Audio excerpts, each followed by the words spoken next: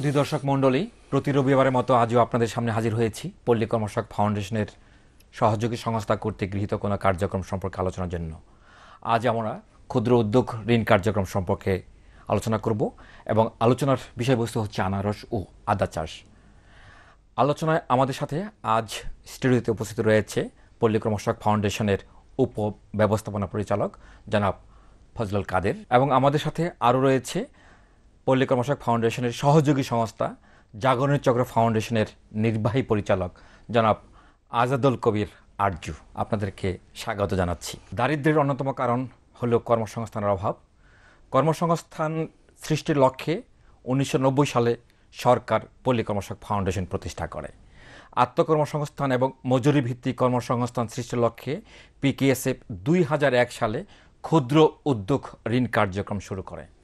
টাঙ্গাইলের মধুপুরে ক্ষুদ্র উদ্যোগ ঋণ খাতে কিভাবে আনারস ও আদা চাষ কর্মসংস্থান সৃষ্টির মাধ্যমে আর্থসামাজিক উন্নয়নে সহায়ক হচ্ছে তার উপর একটি প্রতিবেদন দেখার আমন্ত্রণ জানাচ্ছি।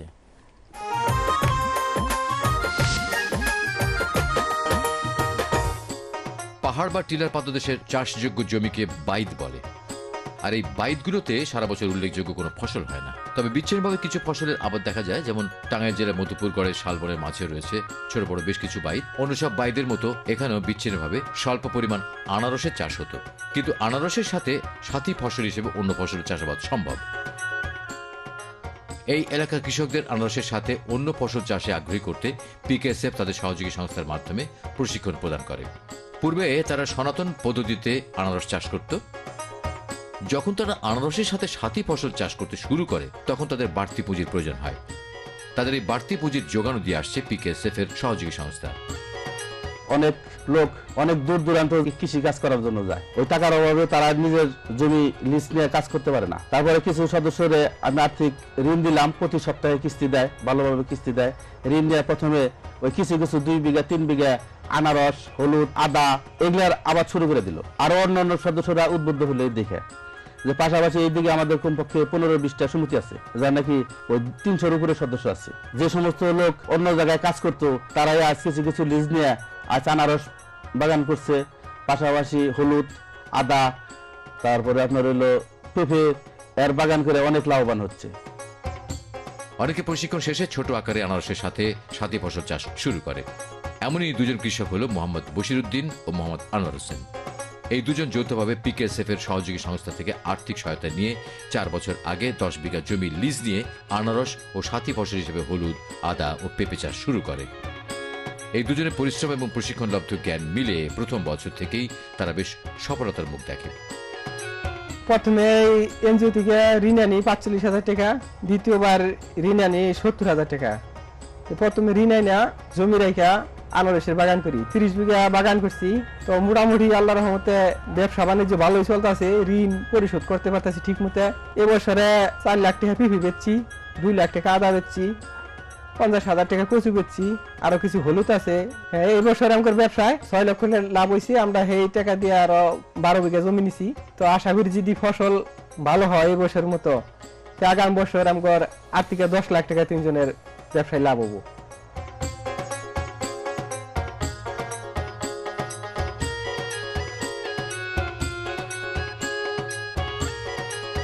বছর শেষে আনারস বিক্রি করে বেশ মোটা অঙ্কের টাকা আসে। সঙ্গে পেঁপে চাষ করায় 2 থেকে 3 মাস পর থেকেই কাঁচা পেঁপে বিক্রি করে বেশ আয়ও হতে থাকে। আবার কিছু পেঁপে রেখে দিয়ে পাকার পর বিক্রি করেও বাড়তি আয় করে। হলুদ বিক্রি করেও আয় হয়, আবার সাথী ফসল হিসেবে একই ক্ষেতে আদা চাষ করেও বাড়তি আয় করছে। এক কথায় শুধু আনারস চাষ করে যে পরিমাণ লাভ হতো, আনারসের সাথে সাথী ফসল চাষ করায় তাদের আয় কয়েকগুণ বেড়ে গেছে। এখন তাদের 10 বিঘার বাগান 30 বিঘা পর্যন্ত বিস্তৃত হয়েছে। 4 বছর আগে থেকে এই প্রজেক্ট আরম্ভ করছি। প্রথমে 20,000 টাকা লোন নিয়ে 4 বিঘার মতো জমি আনারস বা পেঁপে আবাদ করছি। এইভাবে আমি পেঁপে বেচছি 4 লক্ষ টাকা, আদা বেচছি আপনার 1 লক্ষ টাকা, আরো তোলবার আছে, এই সেই মনে করেন আর হলুদ আছে, আরো 1 লাখ টাকা বিক্রি করা যাবে। মধুপুরগড়ে শুধু মোহাম্মদ বশিরউদ্দিন বা মোহাম্মদ আনোয়ার হোসেনই না, এমন শত শত চাষির হাসি মুখ দেখা যায় এখানে। পিকেএসএফ তাদের সহযোগী সংস্থার মাধ্যমে আনারসের ক্ষেতে সাথী ফসল চাষে আগ্রহী করে তোলা এবং তা বাস্তবায়নে পুঁজি সরবরাহ করে কৃষি পণ্যের উৎপাদন বাড়তে যেমন অবদান আছে, ঠিক তেমনি কৃষকদের আর্থিক অবস্থার উন্নয়নেও বিশেষ ভূমিকা রেখে চলেছে।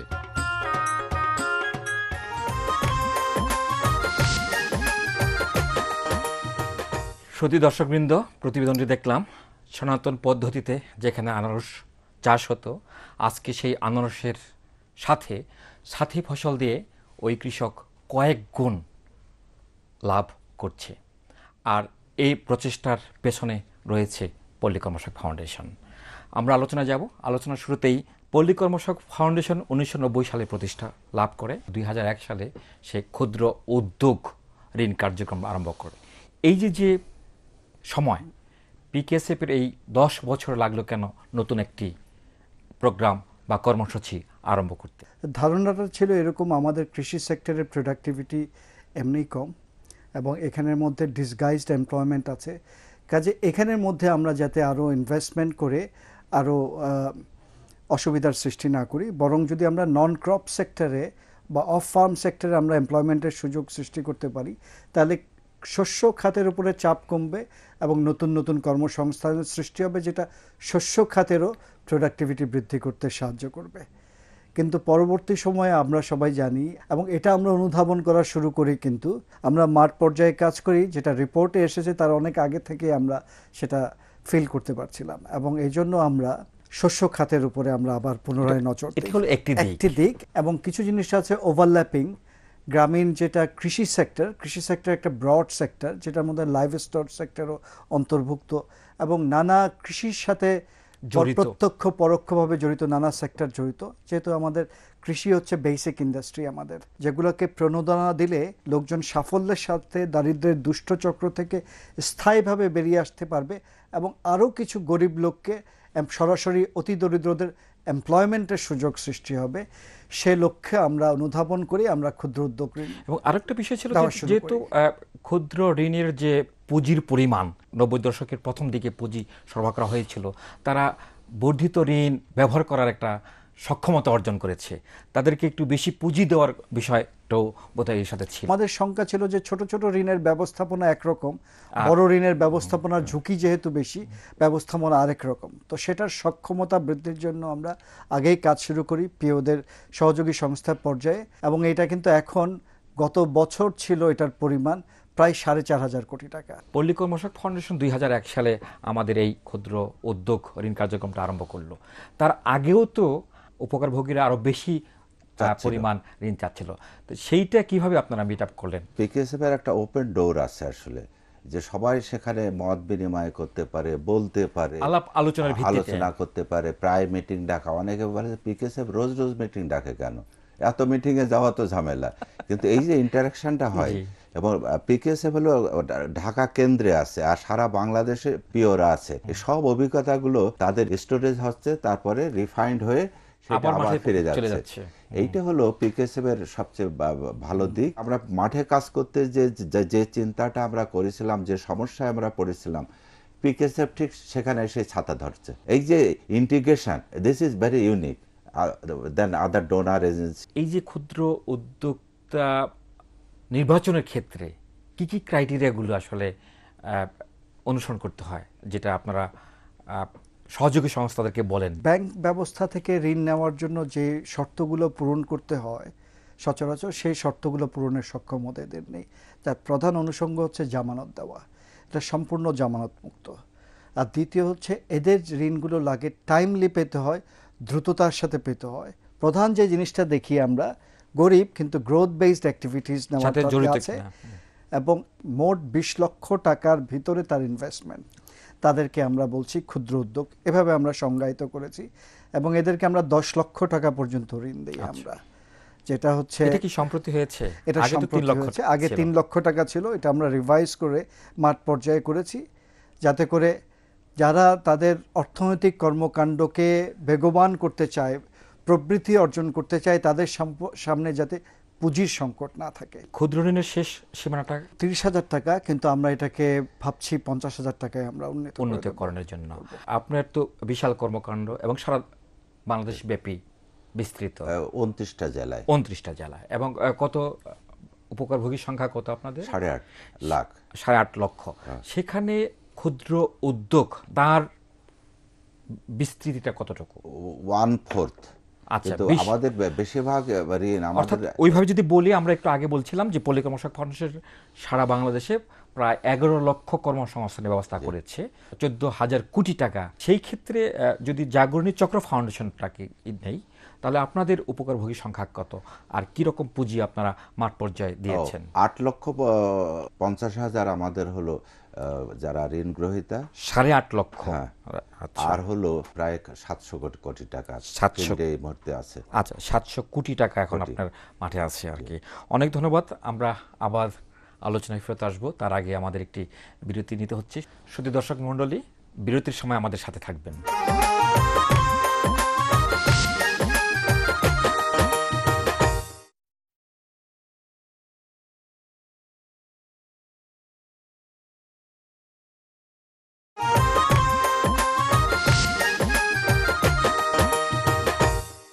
সুধী দর্শকবৃন্দ, এতক্ষণ আমাদের সাথে থাকার জন্য ধন্যবাদ।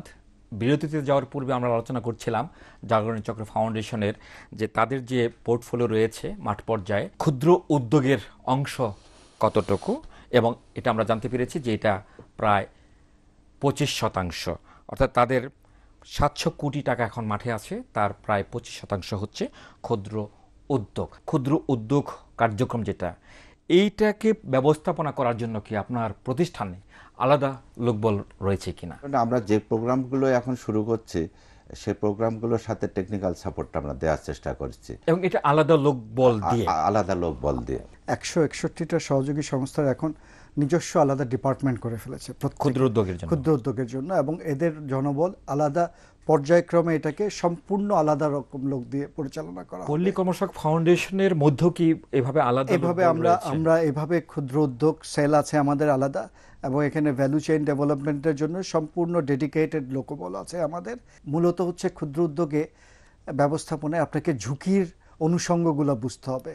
যেই কাজে আপনি টাকা দিচ্ছেন সেটার সম্পূর্ণ বিজনেসটার ডায়নামিক্স বুঝতে হবে, কোথায় কোথায় ঝুঁকিগুলো আছে। কারণ আমাদের মূল উদ্দেশ্য টাকা দিয়ে টাকা আদায় নয়, আমাদের মূল উদ্দেশ্য হচ্ছে যাতে এই ঝুঁকি সম্পর্কে সচেতন থেকে সেই যারা আমাদের উপকারভোগীরা ক্ষুদ্র উদ্যোক্তারা টাকাটা সঠিকভাবে ব্যবহার করে লাভবান হয়ে আমাদের থেকে টাকা দিয়ে আরও তার কার্যক্রমগুলো প্রসারিত করতে পারে। বিকেএসএফ এর উদ্দেশ্য ছিল দারিদ্র্য বিমোচন, অর্থনৈতিক উন্নয়ন। এই ক্ষুদ্র উদ্যোগ কার্যক্রমটা আসলে ওটার সাথে কতটুকু সঙ্গতিপূর্ণ? ইনকাম জেনারেটিং অ্যাক্টিভিটিস যেটা বলি, ক্ষুদ্র ঋণ সহায়তা করে, সেগুলো হচ্ছে আসলে আংশিক কর্মসংস্থানমূলক কর্মকাণ্ড। সে একটা গরু পালে, তার একটা এডিশনাল ইনকাম হয়, কিন্তু যখন একটা পোলট্রি ফার্মে 4,000 বার্ড থাকে তখন সেটা একটা পূর্ণ কর্মসংস্থান, সার্বক্ষণিক একটা কর্মকাণ্ড, এবং কিছু মজুরি ভিত্তিক এবং কিছু মজুরি ভিত্তিক হয়। সেটার ব্যবস্থাপনা কিন্তু আলাদা। কারণ আমার একটা গরু যদি কোনো কারণে দুধ ঠিক মতো না দেয়, সেটা আমি আমার অন্য আয় থেকে সেটা ঋণ শোধ করে দিতে পারি, কিন্তু সামগ্রিকভাবে আমার যদি 4,000 পাখি মানে মুরগির একটা ফার্ম যদি ফেল করে, আমি কিন্তু ঋণটা পরিশোধ করতে পারবো না। কাজে এটাতে যারা অর্থায়ন করবে তারা পোলট্রি ফার্ম ম্যানেজমেন্টের সমস্ত ঝুঁকিগুলা বুঝেই তাকে ফাইন্যান্স করতে এবং বিশেষজ্ঞ হতে হবে। দেশের অর্থনৈতিক উন্নয়নে এই যে 4,000 বার্ডের কথা বলছেন, এটা তো বিশাল একটা ভূমিকা রাখছে। দেশের আমার যতদূর মনে পড়ে 50%-এরও বেশি কর্মসংস্থান হয় কৃষিজ এবং অকৃষিজ বিভিন্ন রকমের ক্ষুদ্র উদ্যোগের মাধ্যমে। এবং আমরা রাস্তায় পথ চললেই দেখবো আমাদের ডানে বামে সবে গ্রামে গঞ্জে বেশিরভাগই ক্ষুদ্র উদ্যোগ, এবং এটাই হচ্ছে আমাদের অর্থনীতির কিন্তু কর্মসংস্থানের মূল চালিকা শক্তি। আমি একটু যোগ করতে পারি যে একজন কর্মকার, খুবই দা কাচ্চি বানানো কর্মকার, সেই শিখলো যে পিতলের দিয়ে ওই যে স্প্রে মেশিন আদার্স এই করা, কিন্তু তার পুঁজি নেই। মার্কেটে অনেক ডিমান্ড আছে এবং আমরা তার পুঁজি দিলাম, এবং সে এখন কিন্তু যশোর, খুলনা, কুষ্টিয়া সব জেলায় মার্কেটিং করে। সে ক্ষুদ্র উদ্যোক্তা তৈরিতে জাগরণী চক্রের ভূমিকাটা কি? আসলে উদ্যোক্তার ভিতরে কিছু জেনেটিকই আছে, সুপ্ত অবস্থায় আছে। আমরা সেইটাকে আইডেন্টিফাই করে তাকে নার্সিং করি, বিকশিত হওয়ার সুযোগ দিই। আমি এই প্রসঙ্গে শুধু একটা বলি, আসলে বিষয়টা মনে হয় জেনেটিক নেল না, এটা কালচারাল। মানুষের প্রতিটা মানুষের ভিতরে উদ্যোগ আছে, উদ্যোগ আছে, কিন্তু উদ্যোগটা সুপ্ত অবস্থায় থাকে, কারোটা বেশি অঙ্কুরিত, কারোটা অঙ্কুরিত হয় নাই। তা আমরা যেটা দেখেছি আমাদের অভিজ্ঞতায়, আসলে একটা অনুকূল পরিবেশ পেলে মানুষের মধ্যে সুপ্ত উদ্যোগগুলো প্রকাশিত হওয়া শুরু সেই করে। অনুকূল পরিবেশ সেই অনুকূল পরিবেশটা পিকেএসএফ তার সহযোগী সংস্থার মাধ্যমে তৈরি করে দিচ্ছি, এবং আমাদের আর্থিক সেবা সরবরাহের পরিমাণ 1 লক্ষ কোটি টাকা ছাড়িয়ে গেছে এটা যদি প্রথম থেকে আমরা যদি ধরি। এবং এটা এখন প্রতি বছর আমরা, গত বছর আমরা দিলাম প্রায় 17,000 কোটি টাকা এক বছরে। এবং দেশে কিন্তু কমার্শিয়াল ব্যাংকগুলো মিলে কৃষি ঋণে দিয়েছে 13,000 কোটি টাকার মতো গত বছর। ক্ষুদ্র ঋণদানকারী প্রতিষ্ঠানগুলো মিলে দিয়েছে প্রায় 60,000 কোটি টাকা। অর্থাৎ গ্রামীণ অর্থনীতিতে অর্থের প্রবাহের ক্ষেত্রে এখন এরা মুখ্য ভূমিকা পালন করছে। তবে আমরা জানি শুধু অর্থের প্রবাহ, এটা আমাদের যে সব চ্যালেঞ্জেসগুলো আছে সেগুলোকে, সেই চ্যালেঞ্জেসগুলো মোকাবেলার জন্য যথেষ্ট অনুকূল পরিবেশ ক্ষুদ্র উদ্যোক্তা সৃষ্টিতে যে একটা হচ্ছে পুঁজির প্রবাহ, আরেকটা হচ্ছে বিভিন্ন কারিগরি সেবাতে প্রবেশাধিকার। আমরা প্রায় 30 লক্ষের বেশি লোককে বিভিন্ন কারিগরি সেবা দিয়েছি এবং প্রতি বছর দিচ্ছি। এবং শুধু তাই নয়, আমরা এক্ষেত্রে পিকেএসএফই কিন্তু সব করছি না, আমরা অনুঘটকের কাজ করছি। আমাদের সরকারের যত রকমের কারিগরি সেবা প্রতিষ্ঠান আছে তাদের সাথে আমরা মেমোরান্ডাম অফ আন্ডারস্ট্যান্ডিং করেছি। Department of live stock services থেকে নানা রকমের তাদের মাঠ পর্যায়ের কর্মকর্তাদের সাহায্য পাচ্ছি। ফিশারিজের ক্ষেত্রে মৎস্য অধিদপ্তরের বিভিন্ন বিশেষজ্ঞ, কৃষি ডিপার্টমেন্ট অফ এগ্রিকালচার এক্সটেনশন, বিভিন্ন গবেষণালব্ধ জিনিসকে আমরা মাঠ পর্যায়ে, যে মুগ ডাল থেকে শুরু করে বিনা উদ্ভাবিত এবং লবণ সহিষ্ণু ধান, এগুলো প্রমোট করছি। চিংড়ির পোনার ক্ষেত্রে আমরা এটা হ্যাচারি যেটা আমরা করছি সেটাতে আমরা সাহায্য নিয়েছি সরকারেরই প্রকল্প প্রাক্তন দক্ষ কর্মকর্তাদের দিয়ে। এইভাবে সমন্বিতভাবে আমরা কারিগরি সেবা এবং আর্থিক সেবার দ্বার গরিব মানুষের জন্য উন্মুক্ত করে দিচ্ছি, যাতে করে সুপ্ত তাদের যে উদ্যোগগুলো সেগুলো প্রকাশিত হওয়ার সুযোগ পায়। আরেকটা বিষয় আছে যে তাদের যে উৎপাদিত দ্রব্য বা পণ্য বা সেবা যেটাই বলুন না কেন, এটা বিপণনের একটা বিষয় আছে। শ্যামলীতে একটা জায়গা নিয়েছি মেইন রোডের পাশে, এবং সেখানে আমরা একটা বিপণন সেন্টার করব সুচ্চ। এবং এটার সাথে অন্যান্য প্রতিষ্ঠানের সাথে পার্থক্য হবে, এখানে আমরা আমাদের পিকেএসএফ এর নিজস্ব কোনো ব্র্যান্ড করব না। আমরা দরিদ্র মানুষের উদ্যোক্তাদের, ক্ষুদ্র উদ্যোক্তাদের, তাদের ব্র্যান্ড গঠনে আমরা সাহায্য করব। সেখানে তারা তাদের দেশে যে বিচিত্র জিনিসগুলো উৎপাদিত হয়, আজাদুল কবির আরজু সাহেব যেই সুন্দর পাঞ্জাবিটা এখানে পরে আছেন, অতি চমৎকার কাজ, এগুলো কিন্তু আমাদের এই ক্ষুদ্র উদ্যোক্তাদেরই তৈরি, এবং এগুলো অন্যান্য জায়গায় অনেক বেশি দামে বিক্রি হয়। এখানে আমরা সেই ব্র্যান্ডগুলোকে তাদের ব্র্যান্ড করতে সাহায্য করব, প্রদর্শনের ব্যবস্থা করব। এর পাশাপাশি আমরা ভার্চুয়াল মার্কেট একটা তৈরি করারও আমাদের বিবেচনার মধ্যে আছে। এই ব্যবস্থাটাকে কতটুকু এইটা হলো, এটা আমাদের চাওয়া ছিল বহুদিনের। আমরা বিভিন্নভাবে পিকেএসএফকে বলেছি, কিন্তু পিকেএসএফ যেহেতু একটা ন্যাশনাল অর্গানাইজেশন, তার পলিসি খুব দ্রুত চেঞ্জ করতে পারে না, অনেক ভেবে চিন্তে করতে হয়। কিন্তু এটা হলো আমাদের প্রাণের কথা, এবং এটা হলে আমরা নতুন দিগন্ত দেশব্যাপী এবং ইন্টারন্যাশনাল। কারণ আমাদের যশোরের যে কেউ এই পাঞ্জাবি অথবা ভালো এটা নকশি কথা বলে, আচ্ছা যশোরে কিনবে না, কিন্তু ঢাকায় বহু বিদেশি আসছে, দেখছে, ওরা যদি ভালো লাগে ওরা অর্ডার দিয়ে যাবে। আপনাদের কি রিজিওনাল কোনো বিপণন কেন্দ্র রয়েছে কিনা? যশোরে কি আছে আপনাদের? হ্যাঁ, যশোরে আমাদের দুটো আউটলেট আছে। আচ্ছা, ঢাকাতে নাই না, আর সেই সুযোগটা আমরা এখানে পাচ্ছি। প্লাস আরো নানা ধরনের উদ্যোক্তাদের যে উৎপাদন, সেগুলো আমরা এখানে এক্সিবিট করতে পারছি। এক্সিবিট করলে দুই ধরনের লাভ। ভালো জিনিস, আপনি যদি একটা উদাহরণ হিসেবে দেওয়া যায়, আপনি ফ্রেশ হলুদ পেয়েছেন বা ফ্রেশ সরষের তেল পেয়েছেন, বা বাড়ির থেকে আপনার স্ত্রী বললেন যে খুব ভালো জিনিস, এই জিনিস আমি চাই, আপনারা ওখানে যে অর্ডার দেবেন, সঙ্গে সঙ্গে যশোর বা কুষ্টিয়া এইসব অঞ্চলতে চলে আসবে, সাপ্লাই চেইন তৈরি হয়ে গেল। এইভাবে আমাদের উদ্যোক্তারা সহযোগিতা পাবে। পিকেএসএফ যত দ্রুত এটা করতে পারে, আমি মনে করি যে তত বেশি ভালো হবে। তবে সব জিনিসের একটা অবস্থায় আসতে কিন্তু আবার সময় লাগে। যদি আজকে আমরা একটা শোরুম এখানে করলাম, আউটলেট দিলাম, আমরা মনে করলাম আজকে সরষের তেল সব বিক্রি হয়ে যাবে, ডট দ্যাট, এটা সময় লাগবে। এগুলোতে ব্র্যান্ডগুলো তৈরি করার যত রকমের চ্যালেঞ্জ, সেগুলো আমরা করতে হবে, সফলভাবে মোকাবেলা করতে হবে। আমরা খুব আস্থাবান যে কি আমরা অচিরে এইসব ব্র্যান্ডগুলো তৈরি করতে সক্ষম হব। অনেক ধন্যবাদ আপনাদেরকে আমাদের স্টুডিওতে এসে আমাদের সাথে আলোচনায় অংশগ্রহণের জন্য। ভবিষ্যতে আবার আপনাদের সাথে দেখা হবে। সুধী দর্শকবৃন্দ, আমরা দেখলাম টাঙ্গাইলের মধুপুরে একই জমিতে দুটি ফসলের চাষাবাদ করে কিভাবে কৃষকেরা তাদের আয় বৃদ্ধি করছে। এর মাধ্যমে শুধু যে কর্মসংস্থানের সৃষ্টি হচ্ছে তা নয়, বাড়তি আয়সহ টেকসই উন্নয়নে বিশেষ ভূমিকা রাখছে। আমাদের কৃষিপ্রধান দেশে কৃষি ও কৃষকের জন্য পল্লী কর্মসংস্থান ফাউন্ডেশন এবং সহযোগী সংস্থাসমূহ এই ধরনের কর্ম উদ্যোগ এবং সহযোগিতা অব্যাহত রাখবে সে প্রত্যাশায় আজকের অনুষ্ঠান শেষ করছি। আগামী অনুষ্ঠান দেখার আমন্ত্রণ রইল।